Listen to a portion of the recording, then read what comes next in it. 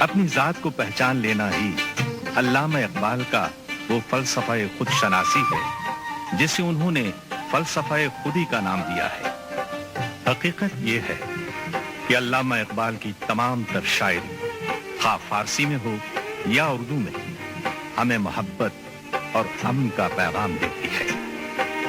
خدا کے عاشق تو ہیں ہزاروں، بنوں میں پھرتے ہیں مارے مارے، میں اس کا بندہ بنوں گا جس کو خدا کے بندوں سے پیار ہوگا۔ لیکن یہ مقام اس وقت حاصل ہوتا ہے جب انسان زیر آسمان اس آب و گل کی مادی دنیا سے نکل کر عالم ارواح کی ازلی اور ابدی زندگی سے اپنا رشتہ جوڑتا ہے، تو اس میں ایسی روحانیت پیدا ہو جاتی ہے جس کی وجہ سے پردہ داری ہائے عشق کے تمام راز محبت افشا ہو جاتے ہیں۔ پھر زیر آسمان اپنی جولاں گاہ سے نکل کر عشق و محبت کی لازوال اقدار سے آشنا ہو جاتا ہے۔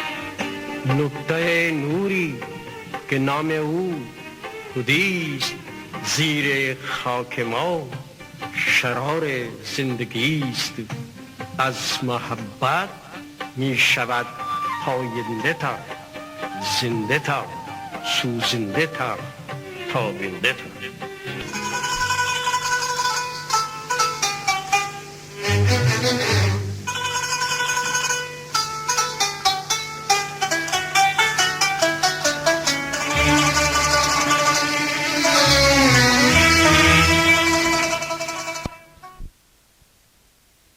خالق حقیقی کی پہچان کے لیے اقبال کے افکار و خیالات میں ہمیں کبھی کوہ و دمن چراغ لالا سے روشن نظر آتے ہیں، کبھی مرغان چمن کی خوش الہانیاں ہمیں بھی ذکر الہی کرنے پر مجبور کرتی ہیں، کبھی ہمیں پھول اودے اودے نیلے نیلے پیلے پیلے پیرہن پہنے پریوں کی طرح قطار اندر قطار دکھائی دیتے ہیں، جس سے اس خالق حقیقی کی فنکارانہ صلاحیتوں کا قائل ہونا پڑتا ہے۔ انہی افکار کی عکاسی ہمیں علامہ اقبال کی فارسی شاعری پیام مشرق میں بھی یوں ملتی ہے۔ باد بہار موج موج، مرغ بہار فوج فوج، سلسل و سار زوج زوج، برسر ناروان نگاہ۔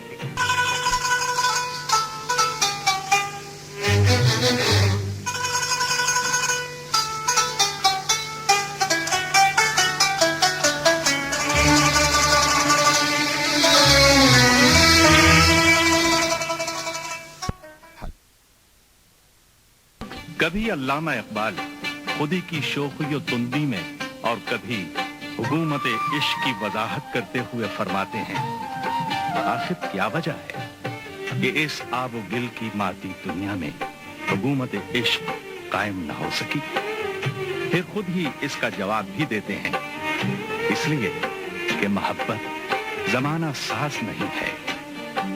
اس حکومت عشق کی فرما روائی کا ذکر کرتے ہوئے علامہ اقبال اسرار خودی میں نہایت دل پذیر اور خوبصورت انداز میں یوں فرماتے ہیں۔